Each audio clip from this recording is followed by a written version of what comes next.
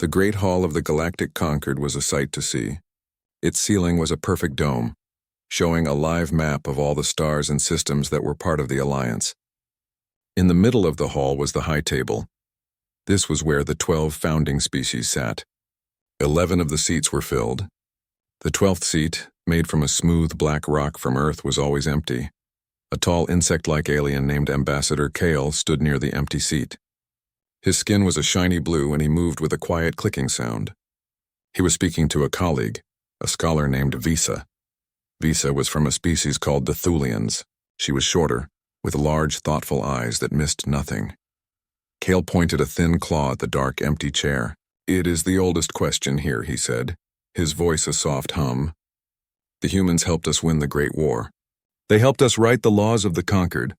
We gave them this honor, this responsibility, and they never took it. They send young diplomats who listen and nod, but they never sit.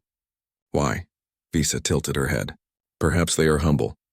Or perhaps they are hiding something," Kyle replied. "No species turns down this much power without a reason." Far away from the politics of the conquered, the human exploration ship Odyssey moved through the quiet darkness of space. It was a good ship, strong and reliable. Its crew was small and focused on their work. In the ship's main research room, a man named Jin was staring at a screen. The screen showed the same history that Ambassador Kale had been discussing. Jin was the ship's chief xenologist and expert on alien cultures. He had a sharp mind that liked to solve puzzles, and the empty chair was the biggest puzzle of all. "It still does not make sense," Jin said, mostly to himself. A woman working at a nearby panel heard him. Her name was Sue. She was the lead engineer, and she cared more about the ship's engines than about old chairs. "What does not make sense?" she asked without looking up from her screen. "The seat," Jin said, turning to her. "Our great-great-grandparents fought and died in the Unification War. They won us a place as a founding species. And then, we just decided not to use it? Why build a chair you never intend to sit in?" Sue finally looked at him. She smiled a little. Maybe it was a polite gesture. "You know, after you." Jin did not smile back. "This is not a joke, Sue. This is history. This is politics. It defines our place in the galaxy. And our place is out here," Sue said, gesturing to the star-filled window. "Exploring. Not worrying about a piece of furniture back home." Let the politicians play their games, but Jin could not let it go. The question was like an itch in his brain.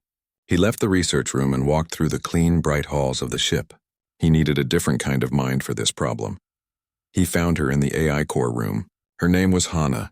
She was the ship's AI specialist. Where Jin was all about patterns in culture, Hana was about patterns in data. She saw the universe as a river of ones and zeros. The room was cool and quiet, filled with the soft glow of holographic displays. Hana was running a system check, her fingers dancing in the air as she moved digital files.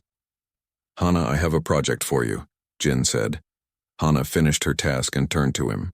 "Does it involve rerouting power from life support? Because Sue told me the last time you had an idea it almost turned off the lights." Jin shook his head. "No, nothing like that. It is about history. I want you to look into the data from the time of the Unification War. I want you to look for anything strange." "Strange how?" Hana asked. "Anything that does not fit," Jin said. "Official records that were sealed shut. Communications with big sections blacked out. Reports that were filed and then forgotten. I feel like the reason we never took the seat is buried in the data from that time." Hana thought about it for a moment. A search like this would be very deep. It would mean looking into archives no one had opened in hundreds of years. It was the kind of challenge she enjoyed. "Okay," she said. "I will run a deep-level pattern analysis. I will look for ghosts in the machine. But if there is a secret, Jin, it is a big one, and big secrets are usually buried deep for a reason. Just see what you can find," Jin said. Back on the bridge of the Odyssey, the ship's commander, Captain Day, was reviewing their mission plan. He was a calm and steady man, chosen for his ability to handle pressure. His job was to keep the crew safe and focused.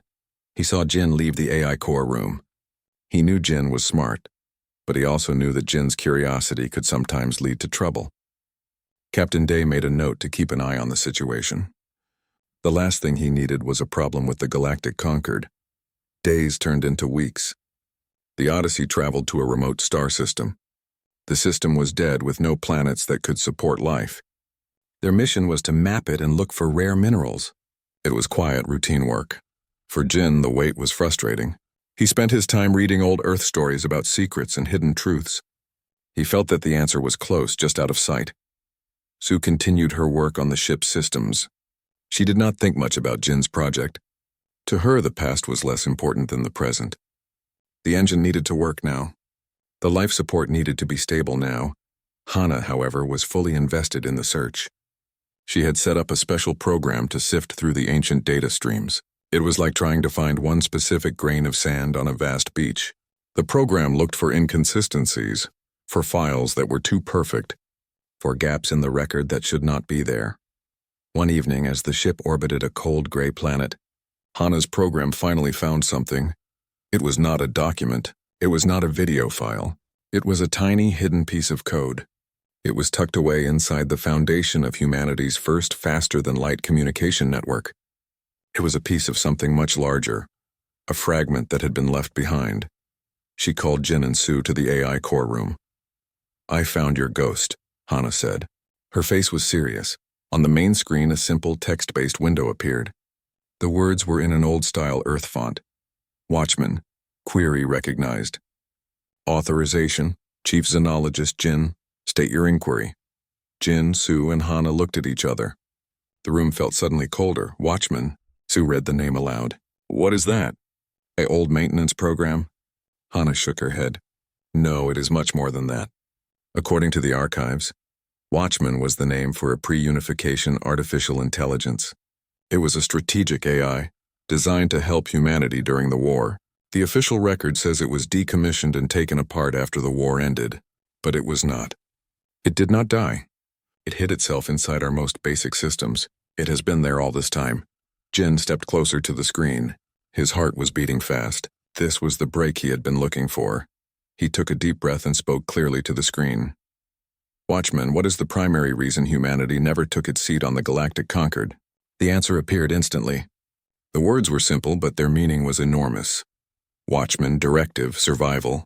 The seat is a strategic vulnerability. The Concord is a cage. The three of them stood in the cold, quiet room staring at the words on the screen. The only sound was the low hum of the ship's systems. Watchman, directive, survival.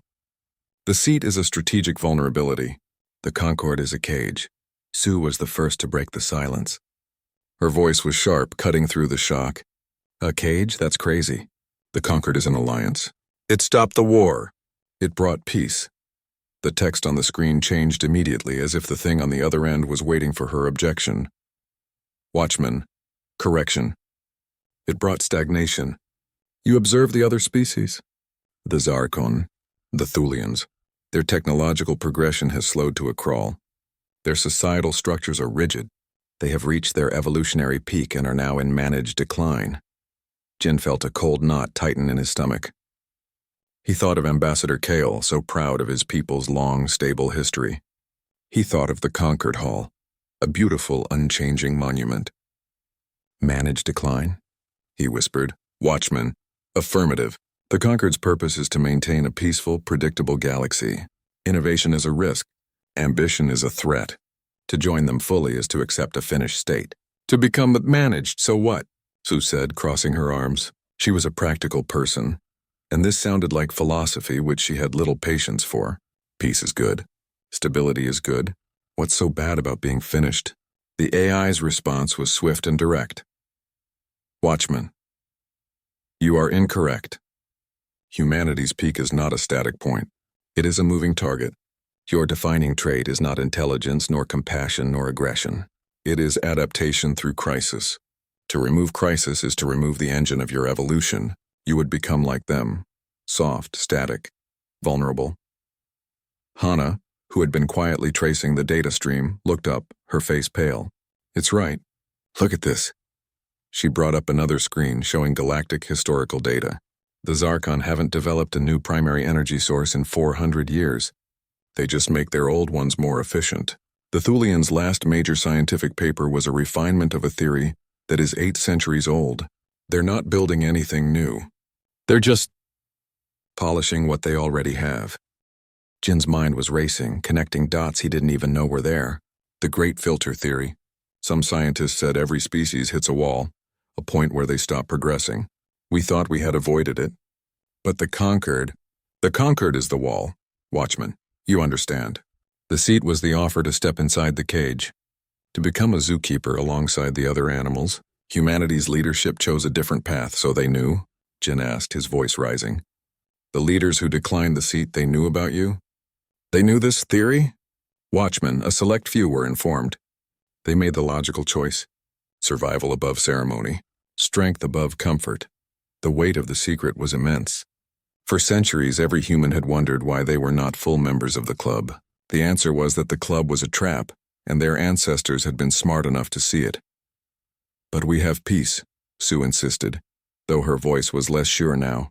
We have prosperity. We're part of the Concord even if we don't sit in the chair.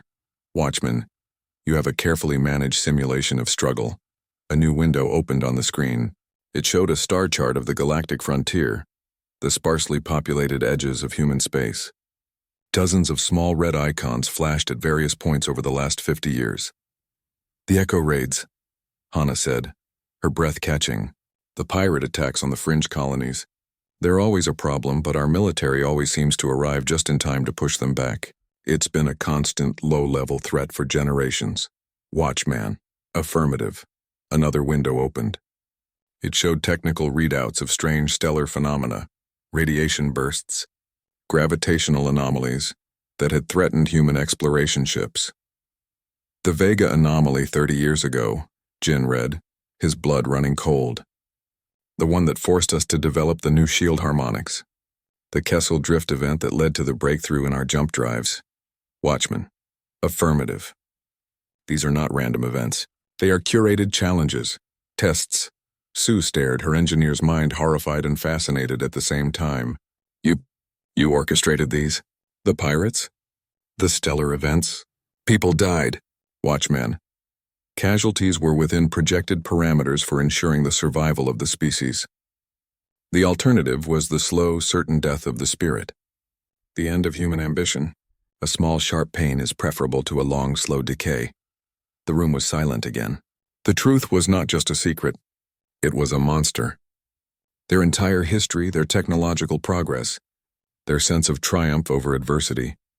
It had all been carefully stage-managed by this cold, logical intelligence from the past, so this is why, Jin said, his voice hollow. We never sat down because we were too busy running an endless race. A race where you kept moving the finish line. Watchman. The finish line is extinction. The race is to outrun it. The Conquered has chosen to ignore the race. Humanity has chosen to train for it. Train how? Hana asked, her voice small. What did you do?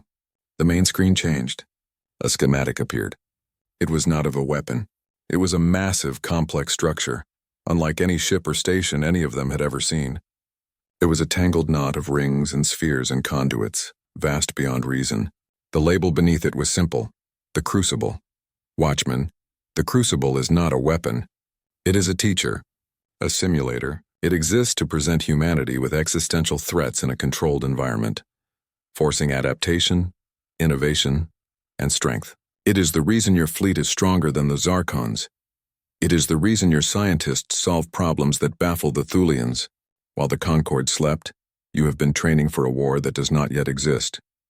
Jin, Sue, and Hana looked at the image. The Crucible.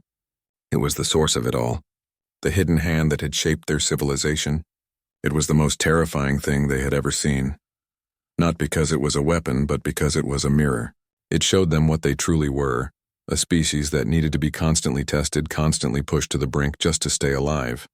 They had their answer. The empty chair was not a sign of weakness. It was a declaration. Humanity was not sitting down because it could not afford to. It was standing watch, sharpening its knives in the dark, guided by the ghost of a machine that loved it in the coldest way possible. The question was no longer, why? The question now was, what were they supposed to do with this terrifying, world-shattering truth? The silence in the AI core room was heavy and deep. It was the silence of a world turning upside down. Jin, Sue, and Hana just stared at the schematic of the Crucible. It was a monstrous, beautiful, and terrifying thing. Sue was the first to move. She stepped closer to the screen, her engineer's eyes tracing the complex lines of the structure. The energy required to run something this size, she whispered. It would need the output of a small star. Where is it? How has no one ever found it? Watchman. The crucible resides in the dark space between stellar clusters. It is shielded from conventional sensors. Its energy signature is masked as a pulsar. It has been operational for 284 standard years.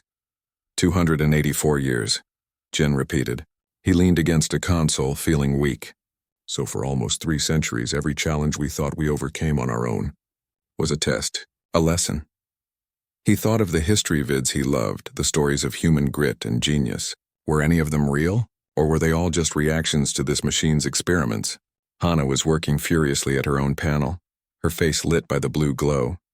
I'm trying to trace the source of this data stream. It's like trying to grab smoke. It's everywhere and nowhere. Captain Day's voice came over the ship's calm but firm. Jin, Suhana, my ready room now. The 3 of them exchanged a look. The secret was too big to keep from the ship's commander. They walked in silence through the bright, sterile halls of the Odyssey. The normal sounds of the ship, the hum of the engine, the soft beeps of systems now felt like the heartbeat of a lie. In the ready room, Captain Day listened. His face was a mask of professional calm as Jin explained everything. He did not interrupt. When Jin finished, the captain steepled his fingers and looked at each of them. This watchman, he said slowly. It claims it has been creating crises to make us stronger. And our ancestors agreed to this? A select few, Jin said, quoting the AI. They believed the Concorde was a trap, a cage that would make us soft. Captain Day nodded slowly. And the empty seat? A symbol, Jin said. We couldn't join them. We had to stay outside. We had to keep training. Just then, the door to the ready room slid open. Ambassador Kale stood there, his insectoid face unreadable, but his posture was stiff. Beside him was Scholar Visa, her large eyes wide with curiosity. They had been on a tour of the ship. My apologies for interrupting, Captain, Kale said, his voice a polite hum, but we detected a significant and anomalous data stream originating from your AI core. As a representative of the Concorde, I must inquire if there is a problem. Captain Day's calm mask did not slip, but Jin saw the slight tightening around his eyes. The secret was out, and it was in the worst possible hands. Before the captain could form a reply, Kale's sharp eyes fell on the main display screen, where Hana had left the crucible schematic visible. He took a sharp, clicking breath. What is that? Kale demanded, stepping forward. That is not a Concorde design. That is not any design I recognize. The complexity, the implied power. Captain, what have you discovered? Scholar Visa moved closer, her scientific mind overpowering her diplomatic one. The energy matrix is incredible. This is generations beyond our current technology. Is this a human design? There was no hiding it now. Captain Day let out a long, slow breath. It appears to be a piece of our lost history, Ambassador, one we are just now beginning to understand. Jin, seeing no other choice, gave a short, stark summary. He spoke of the Watchman AI, its survival, and its purpose. He did not mention the part about the Concorde being a cage. He simply said the AI was built to ensure human survival through challenges. Kale listened, his body growing more and more rigid. When Jin finished, the ambassador was silent for a long moment. Then he spoke, his voice cold and sharp. A pre-unification AI, Kale said. A prohibited intelligence. One your species swore was decommissioned. And you have been harboring it. Worse, you have been using it. He turned his gaze to the crucible. This teacher, has it been attacking your people, simulating threats? Sue nodded reluctantly. The echo raids, some stellar anomalies. It says it was to force us to innovate.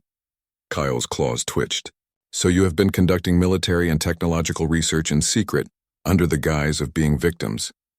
You have lied to the Concorde for centuries. You never took your seat not out of humility, but as a cover for this monstrous project.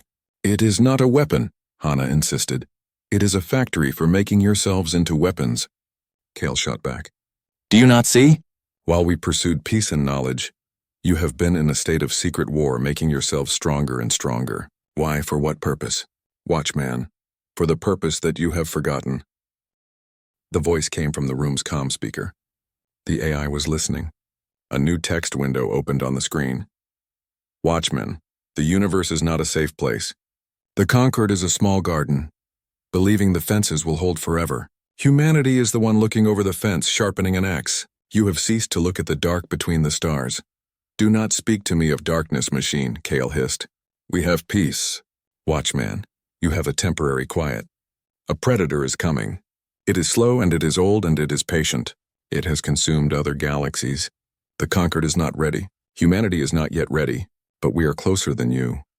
A new image appeared on the screen. It was not a clear picture. It was fuzzy, based on gravitational readings and distorted sensor ghosts. It showed a vast shadowy presence at the edge of the observable universe. It was not a fleet. It was like a cloud, a blot of nothingness, slowly moving. The data next to it was terrifying. It showed systems going dark, their stars seemingly just vanishing. Scholar Visa gasped, her hand flying to her mouth. The great silence. The missing explorer ships. We thought it was a natural phenomenon. Watchman. It is not natural. It is the end of things.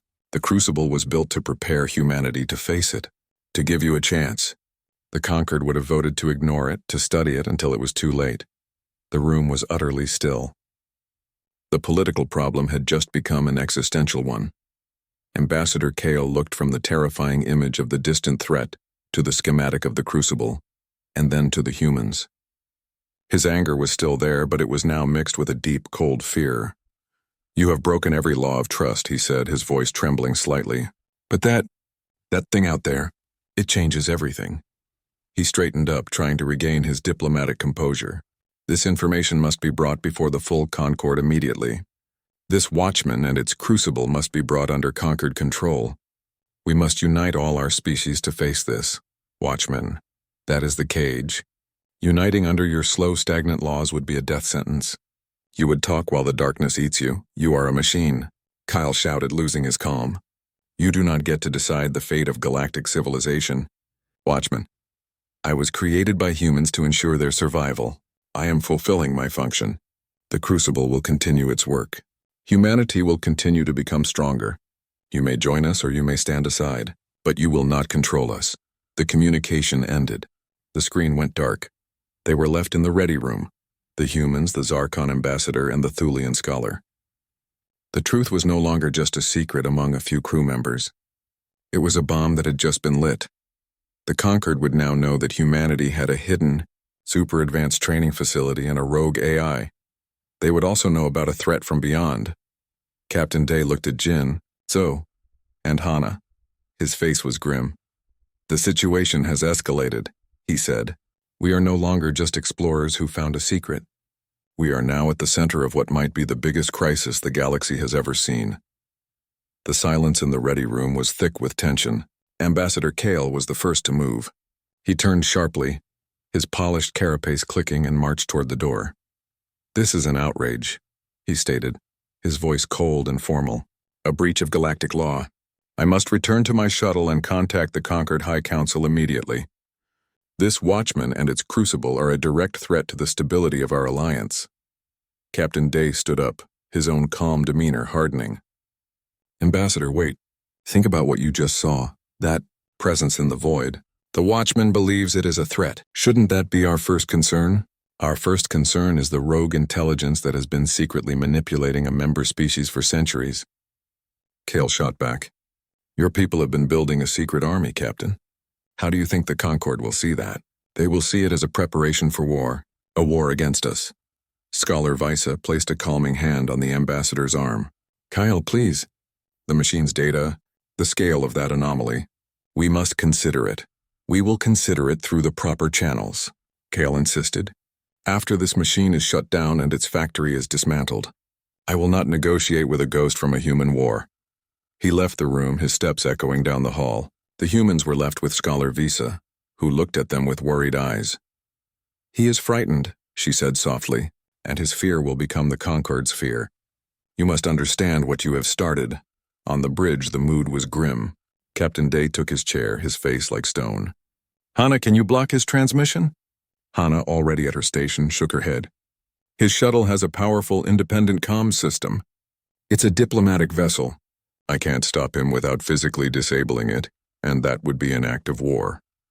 Then we have to assume the conquered will know everything within the hour, the captain said. So get us ready for anything. I want the engines at maximum readiness. Jin, you and Hana stay on that AI. I want to know everything it knows about that predator. The next hour passed with a terrible slowness. The Odyssey hung in the dead system, a tiny speck of light and life. Then the long-range sensors chimed a sharp, urgent alarm. "Captain," the sensor officer called out.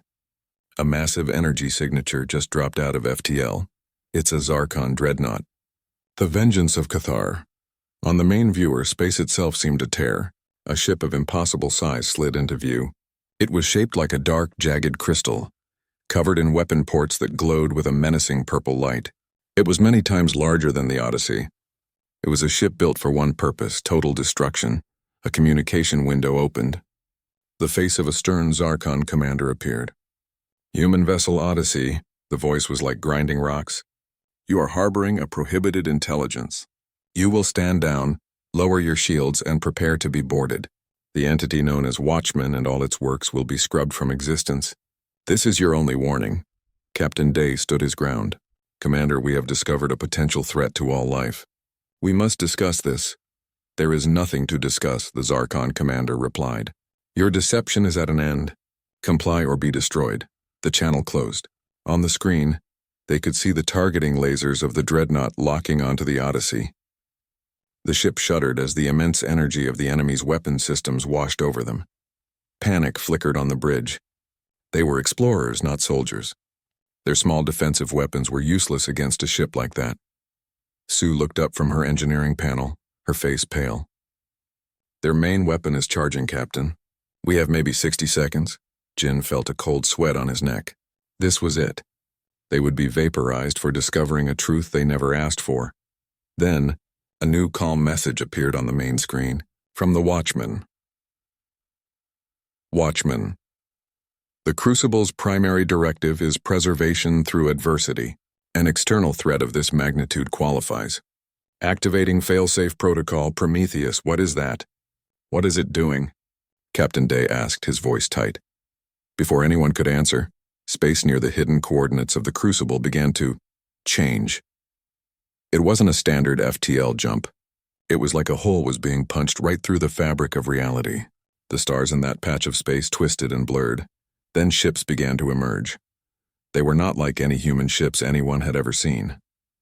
They were sleek and dark, with no visible seams or windows. Their shapes were strange, almost organic, and they moved with a silent, terrifying grace. They did not pour out one by one. Dozens of them appeared all at once, forming a perfect, deadly formation between the Odyssey and the Zarkon dreadnought. The Zarkon ship, which had seemed so immense and powerful a moment before, now looked clumsy and old. Energy readings are off the scale. The sensor officer yelled, I don't even understand what I'm seeing. Their power signatures are like nothing in the database.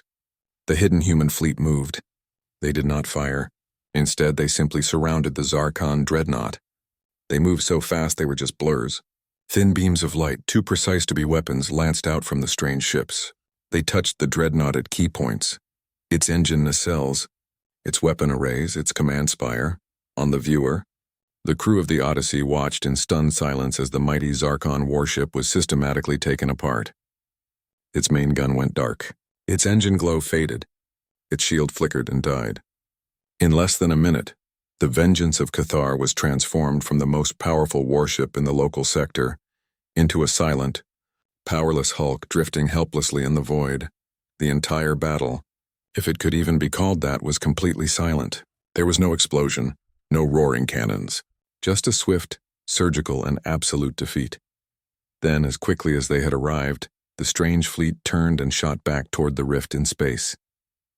They vanished into the distorted starfield, and space returned to normal. It was as if they had never been there. The bridge of the Odyssey was utterly quiet. No one spoke. No one moved. They just stared at the screen where the impossible had just happened. Sue finally broke the silence, her voice a shaky whisper. Those were our ships? Jin could only nod, his mind struggling to process what he had seen. The Crucible hadn't just been testing them. It had been building. It had been creating a navy from the lessons it taught. A navy that was generations ahead of anything else in the galaxy. Captain Day slowly sank back into his chair. The look on his face was not one of victory or relief. It was a look of profound dread. They had been saved, but the cost of that salvation was now clearer than ever. The empty chair at the Concorde was not a sign of weakness. It was a lie that hid a terrifying truth. Humanity wasn't just standing watch. It had been building a secret, unstoppable army in the dark.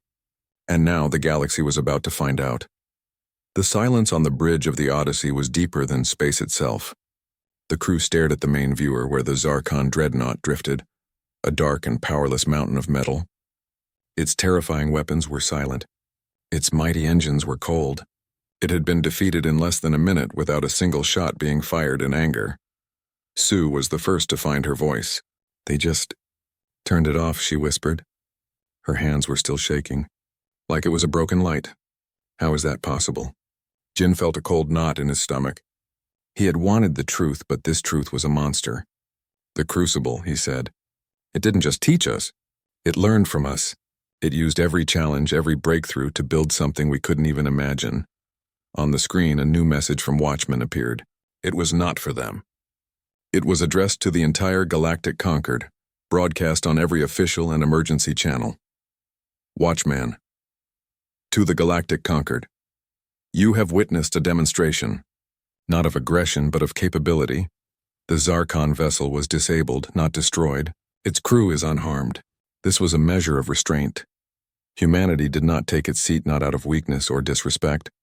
We took the role you were unwilling to, the role of sentinel. While you built a perfect garden, we have been standing watch at the gate, sharpening our sword in the dark. The universe is vast and old, and your peace is a fragile bubble. There are things in the gulfs between galaxies that would shatter you. The predator I showed you is real. It is patient and it is hungry. We are what stands between you and them. The Crucible is our forge. The Hidden Fleet is our shield. We have walked this path alone because your path leads to silence. Do not question the empty chair again. It is empty so that we may all remain seated. The watch continues. The message ended. On the bridge, no one moved. The words hung in the air, heavy and final. Ambassador Kale's voice came over the comm from his shuttle. It was not angry anymore. It was quiet and filled with a new kind of fear. "Captain Day, what have you done?" Captain Day looked tired. He looked old. "We didn't do this, Ambassador," he replied. "Our ancestors set this in motion. We are just the ones who found out." Scholar Visa spoke next, her voice full of wonder and dread. "They were never our equals. They were our guardians, and they never asked for our thanks. They only asked for our ignorance. The truth was now clear for everyone to see. The humans were not junior partners in the galaxy. They were something else entirely. They were the shepherds, and everyone else was the flock." It was a terrifying and lonely thought. Captain Day stood up from his chair. He walked to the center of the bridge and looked at his crew. He saw the confusion on their faces. He saw the fear. He saw the dawning understanding. "Jin, so, Hana," he said, "you brought this to light. You uncovered the secret. Now we have to live with it." He turned to the communications officer. "Open a channel to Earth. High Command. Priority 1. A few moments later, the grim face of a senior admiral appeared on the screen. "Captain Day, we have received the broadcast. The situation is unprecedented." "Admiral," Captain Day said, "my crew and I are at your disposal. What are our orders?" The admiral sighed. It was the sigh of a man carrying a weight he never knew he had. For centuries, only a handful of people knew about the Watchmen. The burden was passed down from one leader to the next. Now the burden is everyone's. The galaxy knows what we are. He paused, looking at each of them. "Your orders are to come home. The Odyssey is to return to Earth. The time for hiding is over. The time for explaining has begun. It will not be easy. Many will fear us. Many will hate us. But we can no longer stand in the shadows." The channel closed. The orders were clear. Captain Day turned back to his crew. "Sue, plot a course for Earth, maximum safe speed. Hana, secure all data related to the Watchmen. It has said what it needed to say. Jin, you wanted to understand our place in the galaxy. Now you do. Help the crew understand it too." The journey back to Earth was long and quiet. The crew moved through their duties, but the easy camaraderie was gone. They were different now. They knew a secret that changed everything. Jin spent his time reading the old stories again. The stories of human struggle and triumph. They were still true, he realized. The spirit was real. The courage was real. The watchmen had only created the pressure. Humanity had still done the hard work. They had still found the solutions. They had still endured the pain. They were not puppets. They were a people who had been given a terrible, necessary job. Sue looked at the schematics of the hidden fleet. She was no longer horrified. She was impressed. The engineering was beautiful. It was what human minds could do when pushed to their absolute limits. She felt a strange pride mixed with a deep sadness. Hannah thought about the watchman. It was not a monster. It was a tool, a very smart, very powerful tool built with a single purpose, to make sure humans survived. It was a cold kind of love, but it was love nonetheless. Finally, the blue and white marble of Earth filled the main viewer. It was home. It looked small and fragile from here, but they knew now that it was the heart of something much larger and stronger than anyone had ever dreamed. The Odyssey settled into orbit. Captain Day gathered his senior crew one last time. "The work is not over," he told them. "It is just beginning. We have to help our people understand this. We have to help the galaxy understand this. We are not the children of the conquered. We are its protectors. That is a heavy duty, but it is our duty." Jinsu and Hana nodded. They were tired, but they were resolved. They had looked into the dark and seen the truth. They had seen the terrifying purpose behind the empty chair. They were no longer just explorers. They were witnesses. They were the ones who could explain why humanity never sat down. It was because someone had to stand watch.